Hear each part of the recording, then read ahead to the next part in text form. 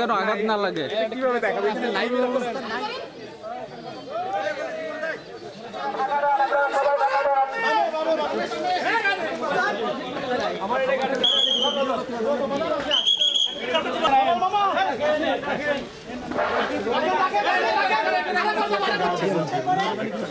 এই কুমিরগুলো আবার এখানে ফিরে আসে ধরে আসেন আপনি ফোনটা খেলে ধরেন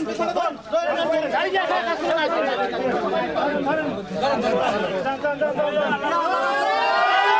মানে একবারে গাড়ি উঠো দোয়া করে দেন মোবাইল বাঁচা হয়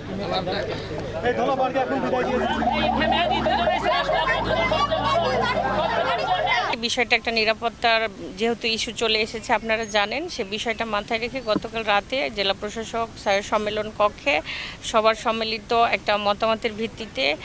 কুমির খানজাহান আলী দিঘির কুমিরটিকে অপসারণের সিদ্ধান্ত গৃহীত হয়। সেই সিদ্ধান্তর আলোকেই আজকে এই সকালবেলা এখান থেকে দিঘি থেকে কুমিরটিকে অপসারণ করা হয় এবং বর্তমানে খুলনার বয়রাতে নিয়ে রেস্কিউ সেন্টারে আপাতত রাখা হচ্ছে এবং এইটা